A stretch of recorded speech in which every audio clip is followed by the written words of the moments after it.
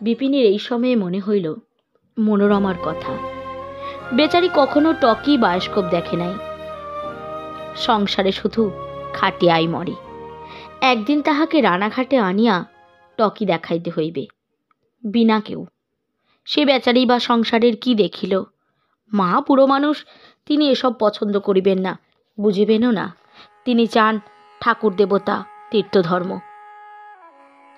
পুনরায় ছবি আরম্ভ হইবার ঘণ্টা পড়িল। দুজনে আবার গিয়া ভিতরে বসিল। শেষের দিকে ছবি আরও করুণ হইয়া আসিল। এক জায়গায় শান্তি ফুপাইয়া ফুপাইয়া কাঁদিতেছে দেখিয়া বিপিন বলিল, ও কি শান্তি, তুমি এমন ছেলে মানুষ? কাঁদে না, অন করে কাঁদে না। ছি, চলো বাইরে যাবে। শান্তি ঘাড় নাড়িয়া বলিল, তো কেঁদো না, লোকে কি ভাববে। ছবি শেষ হইতে বাহিরে আসিয়া শান্তি চুপচাপ থাকিয়া পথ চলিতে লাগিল। স্টেশনের কাছে আসিয়া বিপিন বলিল, চলো স্টেশন দেখবে। চলুন। আলোকোজ্জ্বল প্ল্যাটফর্ম দেখিয়া শান্তি ছেলে মানুষের মতো খুশি। শান্তিকে সুন্দরী মেয়ে বলা যায় না, কিন্তু তাহার নিজস্ব এমন কতকগুলি চোখের ভঙ্গি, হাসির ধরন প্রভৃতি আছে, যাহা তাহাকে সুন্দরী করিয়া তুলিয়াছে। বাহির হইতে প্রথমটা তত চোখে পড়ে না এসব। বিপিন এতদিন শান্তিকে দেখে আসিতেছে বটে, কিন্তু আজ প্রথম তাহার মনে হইল শান্তি যে এমন সুন্দর দেখতে, এমন চোখের ভঙ্গি ওর, এতদিন তো ভাবেনি। আসল কথা, কোথা হইতে বিপিন এতদিন শান্তির রূপ দেখিবে? আজ ছাড়া পাইয়া মুক্ত। স্বাধীন অবস্থায় শান্তির নারীত্বের যে দিক ফুটিয়াছে, তাহাই তাহাকে সুন্দরী করিয়া তুলিয়াছে। এ শান্তি এতদিন ছিল না, কাল হইতে আবার হয়তো থাকিবেও না। শান্তির মধ্যে যে নায়িকা এতকাল ছিল ঘন ঘুমে অচেতন, আজ সে জাগিয়াছে। অপরূপ তাহার রূপ, অদ্ভুত তাহার ঐশ্বর্য। বিপিন ইহা ঠিক বুঝিল না। সে ভাবিল, আজ তাহার সহিত একা বাহির হইয়া শান্তি নিজের যে রূপ দেখাইতেছে, তাহা এতদিন ইচ্ছা করিয়াই ঢাকিয়া রাখিয়া দিয়াছিল। এটুকু অভিজ্ঞতা বিপিনের বহুদিন হইয়াছে যে মেয়েরা সকলকে নিজের রূপ দেখায় না, যখন যাহার কাছে ইচ্ছা ধরা দেয় সেই কেবল দেখিতে পায়। বিপিন কিছু অস্বস্তি বোধ করিতে লাগিল। শান্তিকে একা লইয়া আর কোনোদিন সে বাহির হইবে না। শান্তি তাহাকে জালে জড়াইতে চায়, কিন্তু বিপিন আর নিজেকে কোনো বন্ধনের মধ্যে ফেলিতে চায় না। মনের দিক হইতে স্বাধীন না থাকিলে সে নিজের কাজে উন্নতি করিতে পারিবে না। এই তো কাল আর্চার সাহেবকে বলিয়া আসিয়াছে, হাসপাতালে একটি শক্ত অস্ত্রোপচার করা হইবে একটি রুগীর। বিপিন কাল দেখিতে যাইবে। তবুও যতটুকু শেখা যায়। শান্তিকে লইয়া খানিক এদিক ওদিক ঘুরিয়া বলিল, চলো এবার বাসায় যাই। আর একটুখানি থাকুন না, বেশ লাগছে। একখানা ট্রেন কলিকাতার দিক হইতে আসিয়া দাঁড়াইল এবং কিছুক্ষণ পরে ছাড়িয়া চলিয়া গেল। বহু যাত্রী উঠিল, বহু যাত্রী নামিল। শান্তি এসব অবাক চোখে চাহিয়া দেখিতেছিল। সে এসব ভালো করিয়া কখনো দেখে নাই। 2-3 বার সে রেলে চড়িয়া এখান ওখান গিয়াছে। একবার গিয়াছিল শিমুরালী গঙ্গা স্নানের যোগে মা বাবার সঙ্গে, তখন তাহার বয়স মোটে 11 বছর। আর একবার স্বামীর সঙ্গে পিস্তুত ননদের ছেলের বিবাহে এই লাইনে গিয়াছিল শ্যামনগর মুলাজোর। সেও আজ 2-3 বৎসর হইয়া গিয়াছে, কিন্তু এমন করিয়া যদৃচ্ছাক্রমে বেড়াইয়া কখনো সে এত বড় স্টেশনের কাণ্ড কারখানা দেখে নাই। বিপিনের নিজেরও বেশ লাগিতেছিল, কোথায় পড়িয়া থাকে 12 মাস, কোথা হইতে এসব দেখিবে। রানাঘাটের মতো শহর বাজার জায়গায় থাকিতে পাইলে সামান্য টাকা রোজগার হইলেও সুখ। 5 জনের সহিত মিশিয়া 5টা জিনিস দেখিয়া সুখ। সে কথা শান্তিকে সে বলিল। শান্তি বলিল, সত্যি? আচ্ছা, আমরা কোথায় পড়ে থাকি ডাক্তারবাবু? গরুর মতো কিংবা মোষের মতো দিন কাটাই। কী বা দেখলাম জীবনে, আর কী বা। সত্যি কি দেখতে পাই? শুনতেই বাকি। এই যে ধরুন, আজ টকি দেখলাম, এ কেউ দেখেছে? আমাদের গাঁয়ে কি আমাদের শ্বশুর বাড়ির গাঁয়ে? আহা, ও বোধহয় দেখেনি, ও কাল দেখুক এসে। কে? গোপাল? গোপাল কখনো টকি দেখেনি? কোত্থেকে দেখবে, আপনিও যেমন, ওরা কেউ দেখেনি। কাল পাঠিয়ে দেব বিকেলে। আমিও সত্যি বলছি শান্তি, এই প্রথম দেখলাম টকি। বায়োস্কোপ দেখেছি অনেক দিন আগে, সে তখনকার আমলে। বাবার পয়সা তখনও হাতে ছিল। একবার কলকাতায় গিয়ে বায়োস্কোপ দেখি, তখন টকি হয়নি। তারপর তারপর বহুকাল হাতে পয়সা ছিল না, নানা গোলমাল গেল। বিপিন নিজের জীবনের এত কথা এত ঘনিষ্ঠভাবে কখনো শান্তির কাছে বলে নাই। শান্তির বোধ হয় খুব ভালো লাগিতেছিল, সে আগ্রহের সহিত শুনিতেছিল এসব কথা। খানিকক্ষণ দুজনে চুপচাপ। মিনিট 5-6 কাটিয়া গেল। বিপিন হঠাৎ বলিল, কি কথা মনে হচ্ছে জানো শান্তি?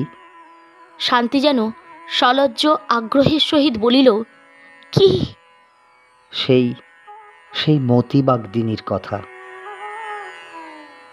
শান্তির মুখে নিরাশা ও বিস্ময় একসঙ্গে ফুটিল। অবাক হইয়া বলিল, কেন? তার কথা কেন?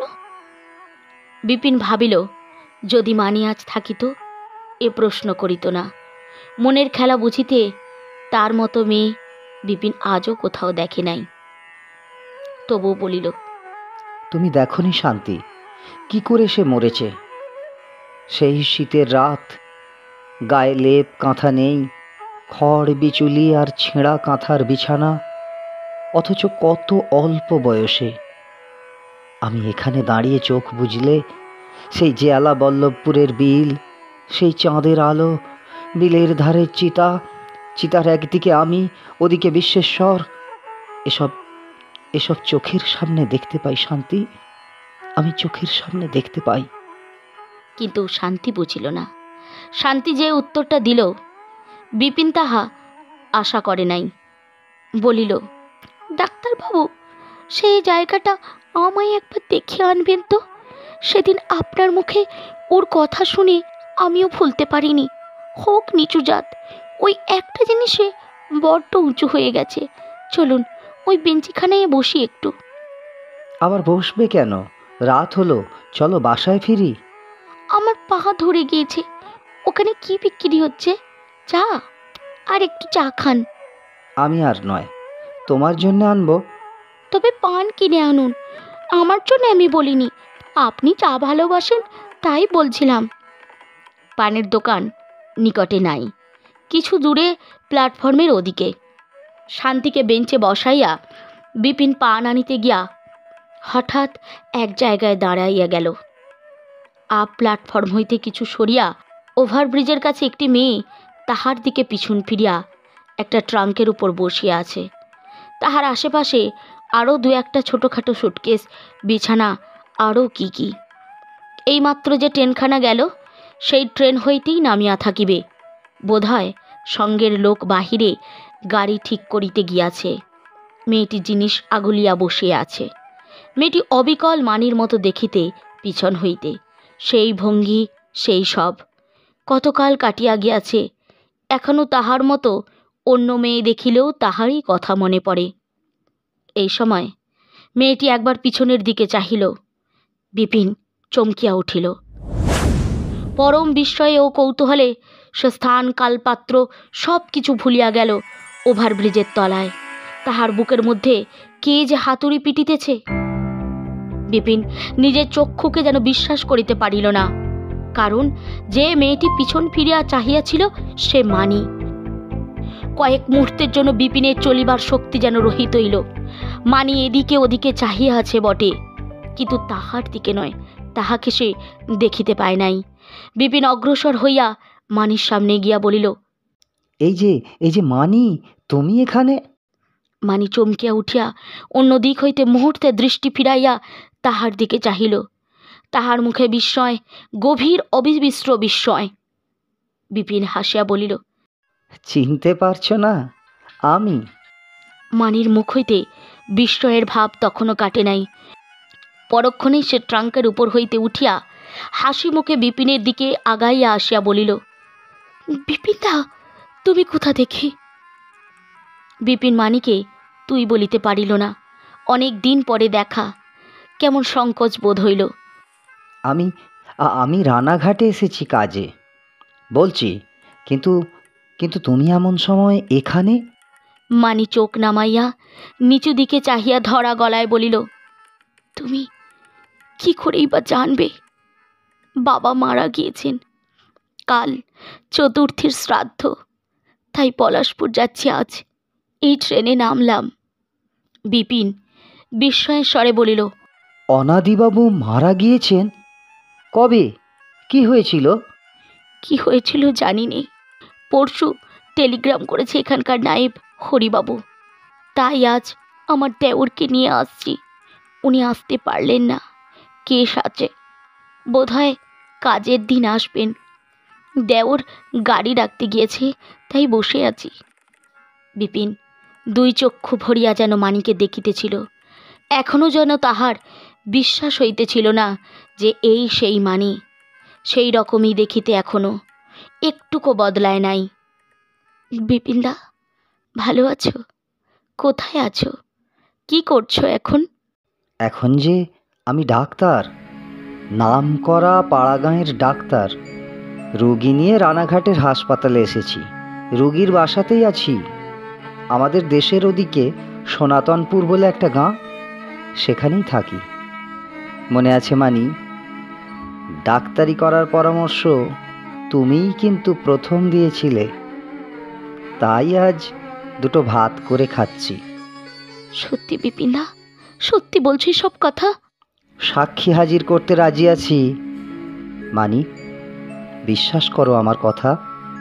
ভারী আনন্দ হলো শুনে, কিন্তু বিপিনদা, তোমার সঙ্গে যে এক রাস কথা রয়েছে আমার, এক রাস কথা।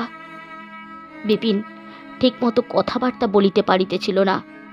আজ কি সুন্দর দিনটা, কার মুখ দেখিয়া যে উঠিয়াছিল আজ। এই রানাঘাট স্টেশনে জীবনের এমন একটা অদ্ভুত অভিজ্ঞতা, মানির সঙ্গে দেখা। সে শুধু বলিল, আমারও এক রাস কথা আছে মানি। মানি বলিল, আমার একটি কথা রাখবে বিপিনদা? পলাশপুরে এসো, বাবার কাজের দিন পড়েছে সামনের বুধবার। তুমি তার দিন দুই আগে এসো। তোমার আসা তো উচিত। এ সময় তোমায় দেখলে মাও যথেষ্ট ভরসা পাবেন। যাওয়া আমার উচিত, বাবার আমলের মনিব, আমার একটা কর্তব্য তো আছে। কিন্তু একটা কথা হচ্ছে। মানে ছেলে মানুষের মতো মিনতি ও আবদারের সুরে বলিল, ওসব কিন্তু টিন্তু শুনবো না, আসতেই হবে, তোমার পায়ে পড়ি, এসো বিপিনদা, আসবে না? এই সময় শান্তি আসিয়া সলজ্জভাবে অদূরে দাঁড়াইল। মানি বলিল, ও কে বিপিনদা? বিপিন অপ্রভৃত হইয়া পড়িল। মানি জানে সে কি রকম চরিত্রের লোক ছিল পূর্বে। হয়তো ভাবিতে পারে, পয়সা হাতে পাইয়া বিপিনদা আবার আগের মতো। যাহাই হোক, শান্তি কেন এই সময় এখানে আসিল? আর কিছুক্ষণ বেঞ্চেতে বসিলে কি হইতো তাহার? বলিল, ও ও হলো গিয়ে মানে আমাদের গাঁয়েরই, মানে ঠিক আমাদের গাঁয়ের নয়, আমি যেখানে ডাক্তারি করি সে গাঁয়েরই। ওর বাবা আমার রুগী। মানি বলিল, ডাকো না এখানে, বেশ মেয়েটি। বিপিন শান্তিকে ডাকিয়া মানির সঙ্গে পরিচয় করাইয়া দিল। মানি তাহার হাত ধরিয়া ট্রাঙ্কের উপর বসাইয়া বলিল, বসো না ভাই এখানে। তোমার বাবার কি অসুখ?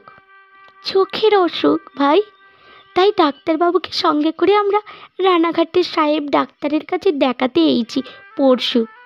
আপনি বুঝি ডাক্তারবাবুর গাঁয়ের লোক? না ভাই, আমার বাপের বাড়ি পলাশপুর, এখান থেকে 4 ক্রোশ।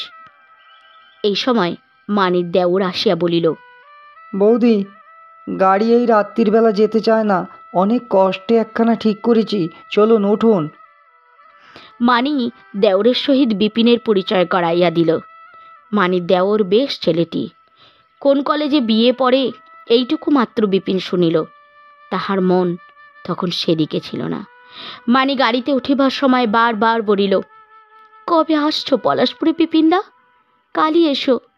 এখানে এরা 2 দিন থাকবেন তো? তুমি সেই ফাঁকে ঘুরে এসো আমাদের ওখান থেকে। আশা চাই মনে থাকে যেন। বাড়ি ফিরবার পথে শান্তি যেন কেমন একটু বিমনা। সে জিজ্ঞাসা করিল, উনি কে ডাক্তারবাবু? আপনার সঙ্গে কি করে আলাপ? বিপিন বলিল, আমি আগে যে জমিদার বাড়ি কাজ করতাম সেই জমিদার বাবুর মেয়ে। আমার বাবাও ওখানে কাজ করতেন কি না। ছেলেবেলায় ওদের বাড়ি যেতাম, ওর সঙ্গে একসঙ্গে খেলা করেছি, অনেক দিনের জানাশুনো। শান্তি বলিল, বেশ লোক কিন্তু। অত বড় মানুষের মেয়ে, মনে কোনো ঠাকারই নেই। দেখতেও ভারী চমৎকার বলুন। রাত্রে সেদিন বিপিনের ঘুম হইল না। মনের মধ্যে কি এক প্রকারের উত্তেজনা, কি যে আনন্দ, তাহা প্রকাশ করিয়া বলা যায় না। যত ঘুমাইবার চেষ্টা করে, বিছানা যেন গরম আগুন। মানির সহিত দেখা হইয়াছে। আজ মানির সহিত দেখা হইয়াছে। মানি তাহাকে পলাশপুর যাইতে বারবার অনুরোধ করিয়াছে, অনেকবার করিয়া বলিয়াছে। সেই মানি। এসব জিনিসও জীবনে সম্ভব হয়? শুধু মানির অনুরোধেই বা কেন? অনাদিবাবুও তাহার বাবার আমলের মনিব। তাহার মৃত্যু সংবাদ পাইয়া তাহার সেখানে একবার যাওয়াটা লৌকিক এবং সামাজিক উভয় দিক দিয়াই একটা কর্তব্য বই কি। সকালে উঠিয়া সে শান্তির শ্বশুরকে লইয়া যথারীতি হাসপাতালে গেল। সেখান হইতে ফিরিয়া শান্তিকে বলিল, শান্তি, তাড়াতাড়ি ভাত ছড়িয়ে দাও, আমি আজই পলাশপুরে যাব। শান্তি নিজে ভাত রাঁধিয়া বিপিনকে দিত না, তবে হাঁড়ি চড়াইয়া দিত। বিপিন নামাইয়া লইত মাত্র। তরকারি রাঁধিবার সময় নিজে রান্না করিতে করিতে ছুটিয়া আসিয়া দেখাইয়া দিত কিভাবে কি রাঁধিতে হইবে। শান্তি মনমরাভাবে বলিল, আজই? হ্যাঁ, আজই যাই। বলে গেল কি না কাল। যাওয়া উচিত আজ। বাবার অন্নদাতা মনিব, বুঝলে না? আমাকে নিয়ে চলুন না সেখানে। বিপিন অবাক হইয়া গেল। শান্তি বলে কি? সে কোথায় যাইবে? শান্তি আবার বলিল, যাবেন নিয়ে? চলুন না, ওদের বাড়িঘর দেখে আসি। কখনো তো কিছু দেখিনি, থাকি পাড়া গাঁয়ে পড়ে।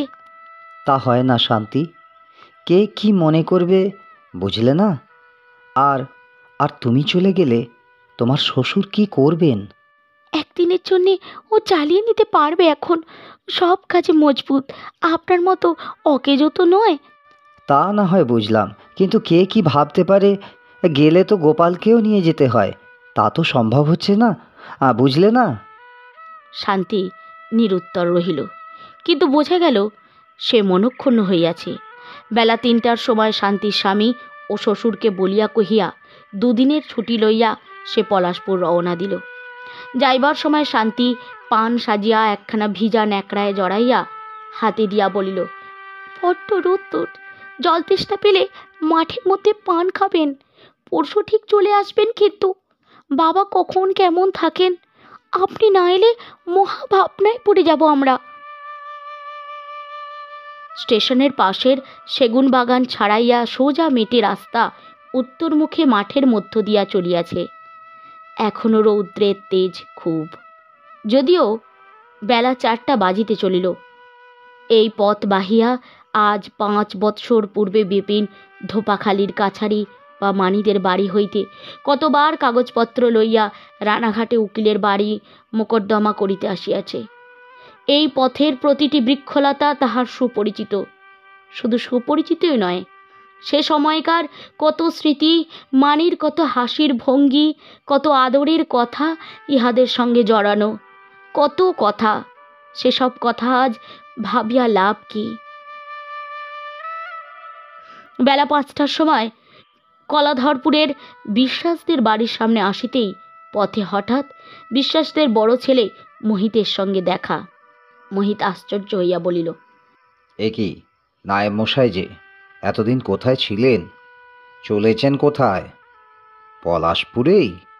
ও, তা আবার কি ওদের এস্টেটে? অনাদিবাবু তো মারা গিয়েছেন। বিপিন সংক্ষেপে বলিল, স্টেটে চাকরি করিবার জন্য নয়, অনাদিবাবুর শ্রাদ্ধে নিমন্ত্রিত হইয়াই সে পলাশপুর যাইতেছে। বর্তমানে সে ডাক্তারি করে। মোহিত ছাড়ে না। বেলা পড়িয়াছে, একটু কিছু খাইয়া তবে যাইতে হইবে। পূর্বে রানাঘাট হইতে যাতায়াতের পথে তাহাদের বাড়িতে বিপিনের কত পায়ের ধুলা পড়িত ইত্যাদি। অগত্যা কিছুক্ষণ বসিতে হইল।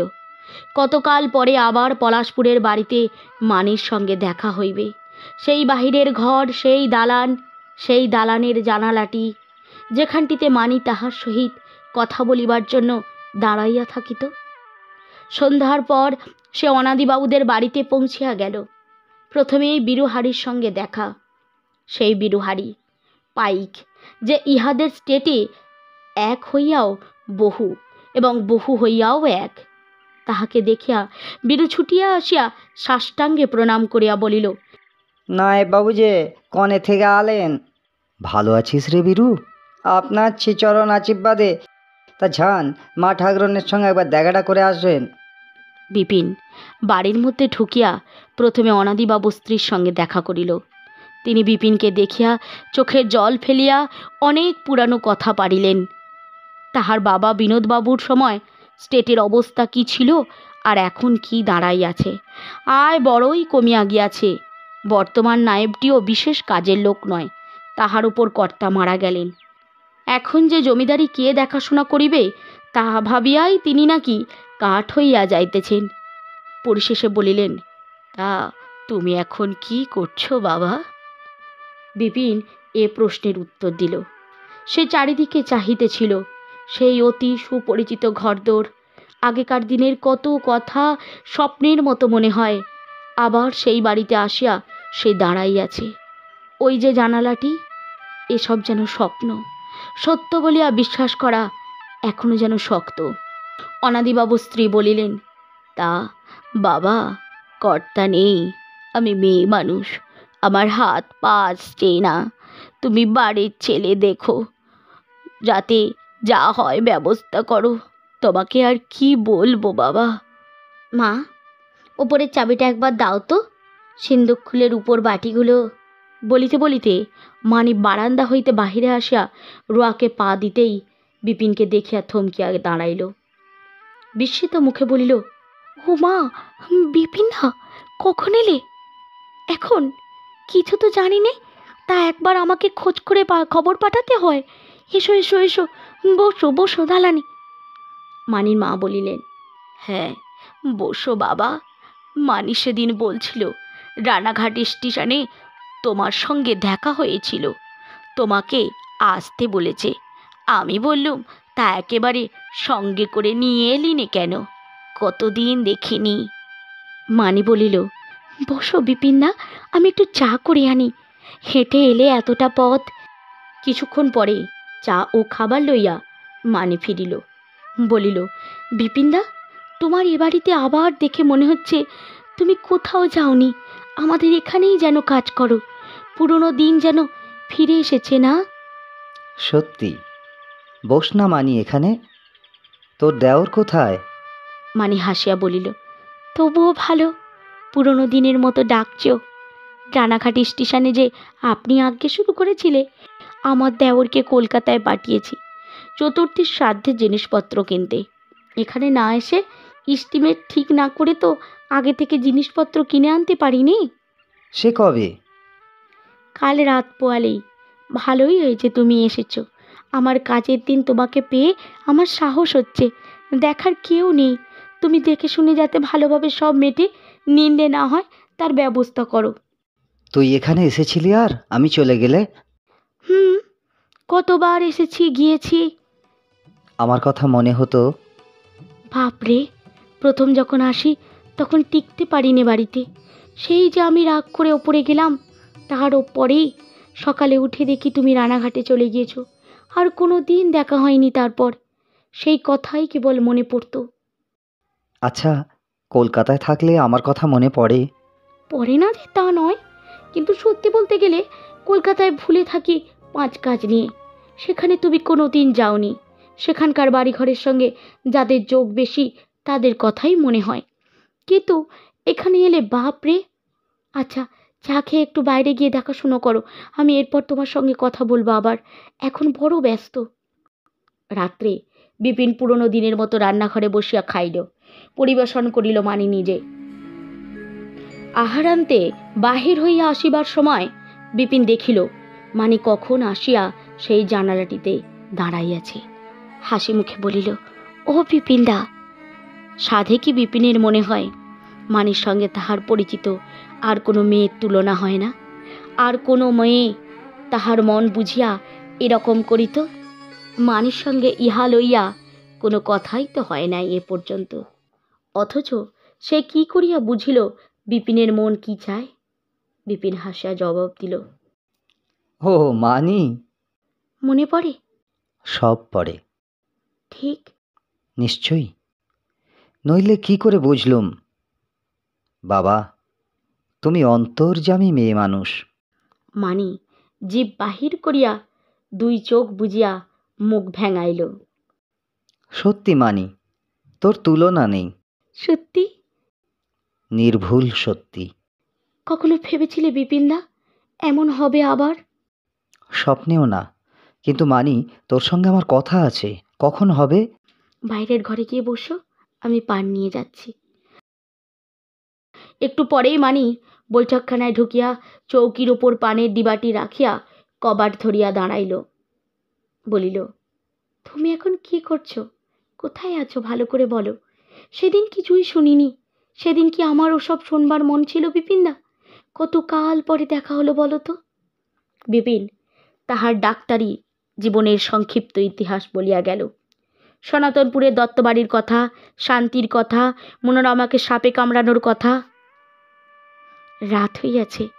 ইতিমধ্যে দুবার মানি বাড়ির মধ্যে গেল মায়ের ডাকে, আবার ফিরিল। সব কথা শুনিয়া বলিল, বিপিনদা, তুমি আমার চিঠি একখানা পেয়েছিলে একবার? নিশ্চয়ই।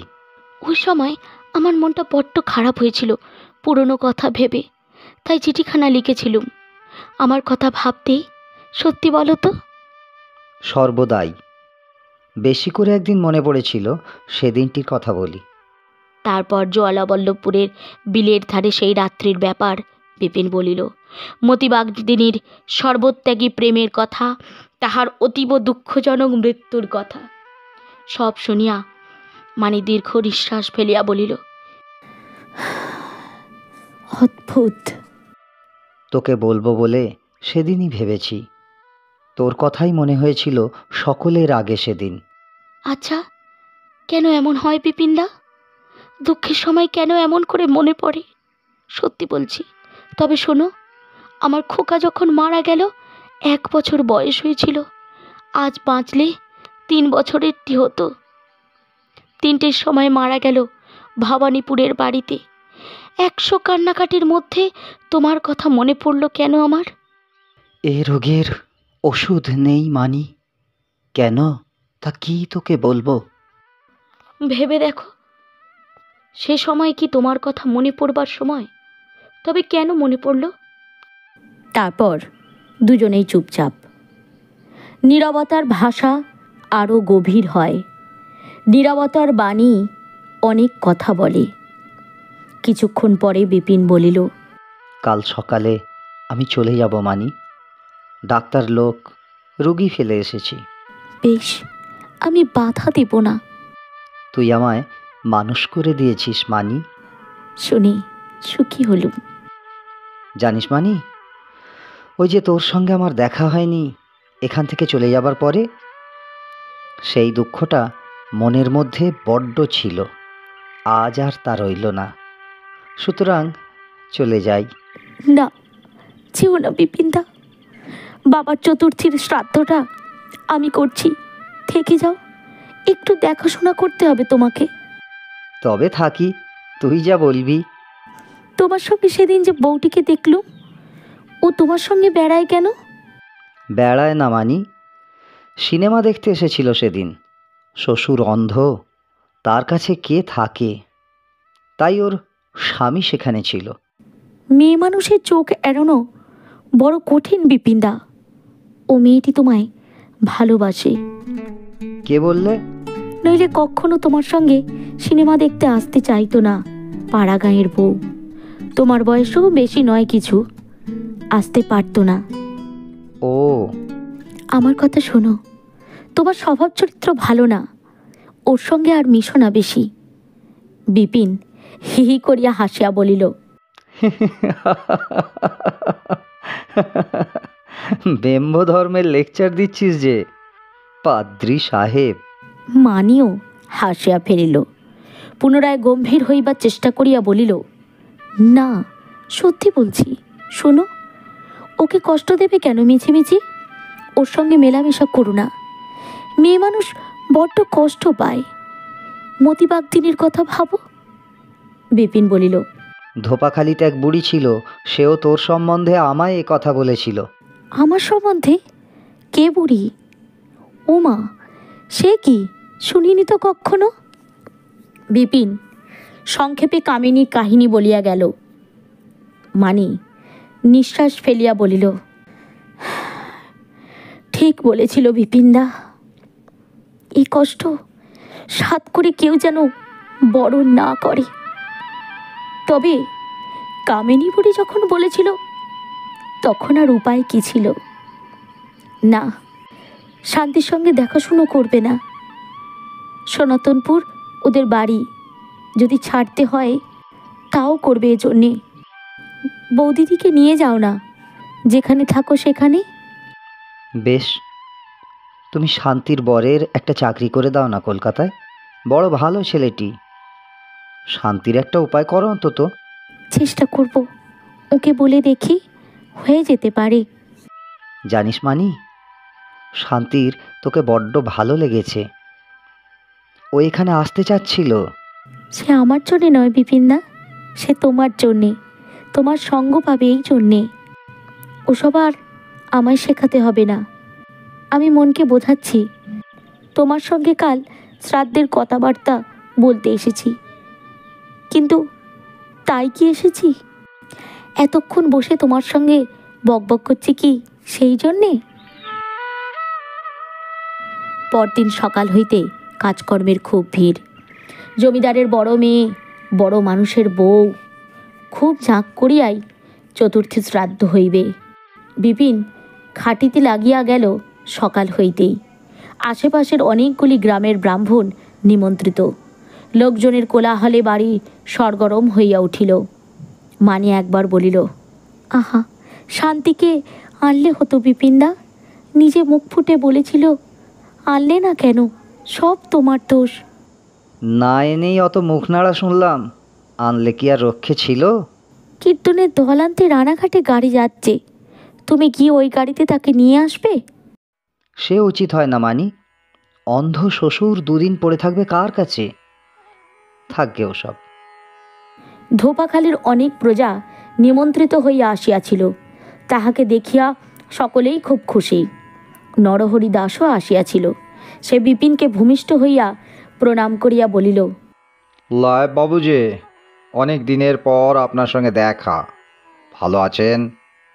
আপনি চলে যাওয়ার পর ধোপাখালি অনুপায় হয়ে গিয়েছে বাবু। সবাই আপনার কথা বলে। বিপিন তাহার কুশল প্রশ্নাদি জিজ্ঞাসা করিল। বলিল, হ্যাঁ রে, তোদের গায়ে ডাক্তারি চলে। আমি আজকাল ডাক্তারি করি কি না? আসুন, এখানে আসুন আপনি। ডাক্তারের যে কি কষ্ট, তা তো নিজের চোখে তুমিই দেখে এসেছো। আপনারে পেলি লোকে আর কোথাও যাবে না, ওষুধ খেয়েই মরবে। সারাদিন বিপিন বাহিরের কাজকর্মের ভিড়ে ব্যস্ত ছিল। মানির সঙ্গে দেখাশোনা হইল না। অনেক রাত্রে যখন কীর্তন বসিয়াছে, তখন মানি আসিয়া বলিল, বিপিনদা, খাবে এসো, রান্নাঘরে জায়গা করেছি। রান্নাঘরের দাওয়ায় মানি নিজের হাতে তাহার পাতে লুচি তরকারি পরিবেশন করিতে করিতে বলিল, আমি জানি তুমি সারাদিন খাওনি, পেট ভরে খাও এখন। বিপিন বিস্মিত হইয়া বলিল, তুই কি করে জানলি? আমি সব জানি। সাধে কি বলি মেয়েরা অন্তর্যামী? নাও, এখন ভালো করে খেয়ে নাও দেখি। বাজে কথা রাখো, দই আর ক্ষীরটা নিয়ে আসি। তুমি ক্ষীর ভালোবাসতে খুব। আরও ঘণ্টা দুই পরে নিমন্ত্রিতদের আহারের পর্ব মিটিল। বাড়ি অনেক নিস্তব্ধ হইল। বাহিরের উঠানে কীর্তন সভা ভঙ্গ হইল। বিপিন মানিকে খুঁজিয়া বাহির করিয়া বলিল, মানি, কীর্তনের দল গাড়ি করে রানাঘাট যাচ্ছে। আমি ওই সঙ্গে চলে যাই? তাই যাবে? বেশ, যাও। যা কিছু বলে দিয়েছি মনে থাকবে? নিশ্চয়ই, তুই যা বলবি তাই করব। শান্তির সঙ্গে আর মিশবে না, ও ছেলে মানুষ, তার ওপর অজপাড়া গাঁয়ের মেয়ে। মানি, সে কথা আমিও ভেবেছিলাম বহুদিন আগেই। তবে চালাবার লোক না পাওয়া গেলে আমাদের মতো লোকে সব সময় ঠিক পথে চলে না। এবার থেকে সে ভুল আর হবে না। আমি ভাবছি ধোপাখালিতে যদি ডাক্তারি করি তবে কেমন হয়? সত্যি ভেবেছ বিপিনদা? খুব ভালো হয়। তুমি ওখানে নায়েব ছিলে, সবাই চেনে, বেশ চলবে। ওদিকে ছেড়ে দিয়ে এদিকে এসো। তোর সঙ্গে আবার কবে দেখা হবে মানি? মানি হাসিয়া বলিল, আর এ জন্মে যাদের ওপর যা কর্তব্য আছে করে যাই বিপিনদা। বিপিন কিছুক্ষণ চুপ করিয়া থাকিয়া বলিল, বেশ, ভুল হবে না তো? মানি হাসিতে হাসিতে বলিল, আবার ভুল? আমি নির্বোধ, হে অপরাধ অন্তত তুমি আমায় দিও না বিপিনদা। দাঁড়াও, প্রণামটা করি। তারপর মানি গলায় আঁচল দিয়া প্রণাম করিয়া উঠিয়া বলিল, আমার আর একটা কথা রেখো, যেখানেই থাকো বৌদিদিকে নিয়ে এসো সেখানে। অমন করে কষ্ট দিও না সতীলক্ষ্মী মেয়েকে। যদি সাপের কামড়ে মারাই যেতেন, সে কষ্ট জীবনে কখনো দূর হতো ভেবেছ? বিপিন বিদায় লইয়া গরুর গাড়িতে উঠিতে যাইবে, মানি পিছন হইতে ডাকিল, শোনো বিপিনদা। কি রে? মানি কথা বলে না। বিপিন দেখিল তাহার চোখ দিয়া জল পড়িতেছে। মানি, ছি, লক্ষ্মীটি। আসি। মানি তখন কথা বলিল না। বিপিনও 8 মিনিট চুপ করিয়া দাঁড়াইয়া রহিল মানির সামনে। তারপর মানি চোখ মুছিয়া বলিল, আচ্ছা, এসো বিপিনদা। গরুর গাড়ি ছাড়িল। অনেকখানি রাস্তা, মেঠো নির্জন পথ, কৃষ্ণপক্ষের ভাঙা চাঁদের জ্যোৎস্নায় মেটে পথের ধারে গ্রাম্য বাঁশবন, কচ্চিৎ কোনো আমবাগান কিংবা বেগুন পটলের ক্ষেত, আখের ক্ষেত অস্পষ্ট ও অদ্ভুত দেখাইতেছে। বিপিনের মনে অন্য কোনো জগতের অস্তিত্ব নাই। কোথায় সে চলিয়াছে? এ আনন্দ ও বিষাদের আলো ছায়া ঘেরা পথে কত দূর দূরান্তের উদ্দেশ্যে তার যাত্রা যেন সীমাহীন, লক্ষ্যহীন। সে চলার বিজন পথে না আছে শান্তি, না আছে মনোরমা। কেহ নাই সেখানে, সে একেবারে সম্পূর্ণ নিঃস্ব, সম্পূর্ণ একা। কিংবা যদি কেহ থাকে মনের গহন গভীর গোপন তলায়, যদি কেহ থাকে ঘুমাইয়া থাকুক সে, গভীর সুষুপ্তির মধ্যে নিজেকে লুকাইয়া রাখুক সে। রানাঘাটে যখন গাড়ি পৌঁছিল তখন বেশ রোদ উঠিয়াছে। শান্তি তাহাকে দেখিয়া বলিল, এ কি চেহারা হয়েছে আপনার ডাক্তারবাবু? রাতে ঘুম হয়নি বুঝি? আর হবেই বা কী করে গরুর গাড়িতে? নিয়ে ফেলুন, আমি ঠান্ডা জল তুলে দিই। দুপুরবেলা বিপিন চুপ করিয়া শুইয়া আছে। শান্তি ঘরে ঢুকিয়া বলিল, ও বেলা চলুন আর একবার টকি ছবি দেখে আসি। আর তো চলে যাচ্ছি 2-3 দিনের মধ্যে, হয়তো আর দেখা হবে না। গোপাল ছবি দেখেছিল? ও 2 দিন, আপনি যেদিন যান আর সে যেদিন আসেন। চলো যাই। শান্তি খুশি হইয়া সকালে সকালে সাজিয়া গুজিয়া তৈয়ারি হইল। বিপিন বেলা 3টার সময় তাহাকে লইয়া বাহির হইল, কারণ বিপিনের ইচ্ছা সন্ধ্যার পূর্বেই সে শান্তিকে বাসায় আনিয়া তুলিবে, নতুবা শান্তির শ্বশুরের খাওয়া দাওয়ার বড় অসুবিধা হয়। ছবি দেখিতে বসিয়া শান্তি অত্যন্ত খুশি। আজকার ছবিতে ভালো গান ছিল, সে ও ধরনের গান কখনো শোনে নাই। মুগ্ধ হইয়া শুনিতে লাগিল। ইন্টারভ্যালের সময় বলিল, চলুন বাইরে, চা খাবেন না? তাহার ধারণা ছবিতে যাহারা আসে তাহাদের চা খাইতেই হয় এবং চা খাওয়ার জন্য ছুটি দেওয়া হইয়াছে। শান্তি আবদারের সুরে বলিল, আমি কিন্তু পয়সা দেব আজও। বিপিন হাসিয়া বলিল, পয়সা ছড়াবার ইচ্ছে হয়েছে? বেশ, ছড়াও। শান্তি লজ্জিত হইল দেখিয়া বিপিন বলিল, না না, কিছু মনে করো না শান্তি, আমি এমনি বললুম। আমি তোমাকে কিন্তু কোনো একটা জিনিস খাওয়াবো। কি খাবে বলো? শান্তি বালিকার মতো আঙুল দিয়ে দেখাইয়া বলিল, ওই যে কাঁচের বয়ামে রয়েছে, ওকে কি বলে? কেক? বেশ, ওই কেক নিন, তবে আপনার জন্য নিন কিন্তু। সিনেমার পরে শান্তি বলিল, চলুন একটু স্টেশনে বেরিয়ে যাই, আর তো দেখতে পাবো না ওসব, চলে যাচ্ছি পরশু। ডাউন প্ল্যাটফর্মে একখানা বেঞ্চির উপরে নিজে বসিয়া বলিল, বসুন এখানে। বিপিন বসিল। একটা সিগারেটের বাক্স কিনে আনুন, আমি পয়সা দিচ্ছি। না, তুমি কেন দেবে? আপনার পায়ে পড়ি, কটা আর পয়সা দিই না কিনে। সে এমন মিনতির সুরে বলিল যে বিপিন তাহার অনুরোধ ঠেলিতে পারিল না। সিগারেট টানিতে টানিতে বিপিন শান্তির নানা প্রশ্নের জবাব দিতে লাগিল। এ লাইন কোথায় গিয়াছে, ও লাইন কোথায় গিয়াছে, সিগনালে লাল আলো সবুজ আলো কেন, কি করিয়া আলো বদলায়, ইত্যাদি। আধ ঘন্টা বসিবার পরে বিপিন বলিল, চলো আমরা যাই, দেরি হয়ে গেল। বসুন না আর একটু। আচ্ছা, আপনাকে একটা কথা জিজ্ঞেস করি। কি কথা? আমার জন্য আপনার মন কেমন করে একটুও? বিপিন বড় মুশকিলে পড়িল। এই কথার জবাব কি ধরনে দেওয়া যায়?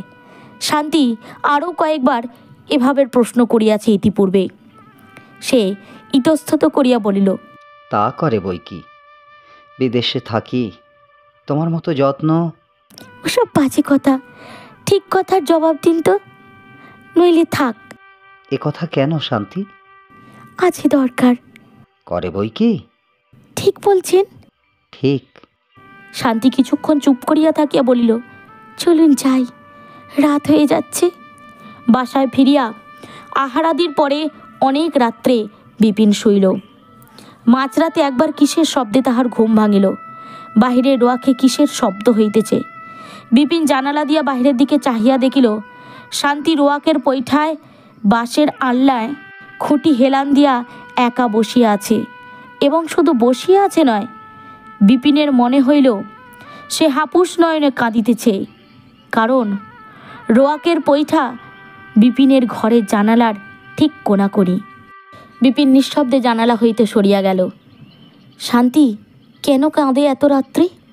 তাহাকে কি দোর খুলিয়া ডাকিয়া শান্ত করিবে? তাহাতে শান্তি লজ্জা পাইবে হয়তো। যে লুকাইয়া কাঁদিতে চায় তাহাকে প্রকাশের লজ্জা দেওয়া কেন? বিপিনের আর ঘুম হইল না। হয়তো ভোরের দিকে একটু তন্দ্রা আসিয়া থাকিবে। গোপালের ডাকে তাহার ঘুম ভাঙিল। শান্তি চা লইয়া আসিল। সে সদ্য স্নান করিয়াছে, পিঠের উপর ভিজা চুলটি এলানো, মুখে চোখে রাত্রি জাগরণের কোনো চিহ্ন নাই। হাসি মুখে বলিল, ওহ, এত বেলা পর্যন্ত ঘুম! কতক্ষণ থেকে থেকে শেষে ওকে বললুম ডেকে দিতে। অদ্ভুত মেয়ে বটে শান্তি। বিপিনের মন দুঃখ, সহানুভূতি ও স্নেহে পূর্ণ হইয়া গেল। সে বুঝিয়া ফেলিয়াছে অর্ধেক কথা। শান্তিকে আর দেখা দিলে হবে না, এই শেষ দেখা। মানি বুদ্ধিমতী মেয়ে, সে ঠিকই বলিয়াছিল। ডাক্তারি চলুক না চলুক, সনাতনপুরের নিকট হইতে তাহাকে চিরবিদায় গ্রহণ করিতে হইবে, হয় ধোপাখালি নয় যে কোনো স্থানে, কিন্তু সনাতনপুরে বা পিলপিপাড়ায় আর নয়। মানির কথা অক্ষরে অক্ষরে পালন করতে হবে। পরদিন দুপুরের পর সকলে দুইখানি গরুর গাড়িতে করিয়া রানাঘাট হইতে রওনা হইয়া গ্রামের দিকে ফিরিল। কাপাসপুরের মধ্য দিয়া পূর্ব দিকে তাহাদের নিজেদের গ্রামের পথ বাহির হইয়া গিয়াছে। রানাঘাট হইতে ক্রোশ 4-5 দূরে। এই পর্যন্ত আসিয়া বিপিন বলিল, আপনারা যান তবে, আমি অনেক দিন বাড়ি যাইনি, এইবার বাড়ি হয়ে যাব। সামান্য পথ, এইটুকু হেঁটে যাব। শান্তি বলিল, কেন ডাক্তারবাবু, আমাদের ওখানে আজ আসুন, তারপর না হয় কাল বাড়ি আসবেন। বিপিন রাজি হইল না। বাড়ির সংবাদ না পাইয়া মন খারাপ আছে, বাড়ি যাইতে হইবেই। বিপিন বুঝিল শান্তি দুঃখিত হইল, কিন্তু উপায় নাই। শান্তিকে বড় দুঃখ হইতে বাঁচাইবার জন্য এ দুঃখ তাহাকে দিতে হইবেই যে। শান্তি গাড়ি হইতে নামিয়া বিপিনকে প্রণাম করিল। গোপালও করিল। উহাদের বংশের নিয়ম, ব্রাহ্মণের উপর যথেষ্ট ভক্তি চিরদিন। একটা বড় পুষ্পিত শিমুল গাছতলায় দাঁড়াইয়া আছে। শান্তি গাছের গুড়ির কাছে দাঁড়াইয়া এক দৃষ্টে তাহার দিকে চাহিয়া আছে। গোপাল বৃদ্ধ বাপের হাত ধরিয়া নামাইয়া বিপিনের পরিত্যক্ত গাড়িখানায় উঠাইতেছে। ইহাদের সম্বন্ধে, বিশেষত শান্তির সম্বন্ধে, এই ছবি বিপিনের স্মৃতিপটের বড় উজ্জ্বল, বড় স্পষ্ট, বড় করুণ ছবি। সেই জন্য ছবিটা অনেক দিন তাহার মনে ছিল।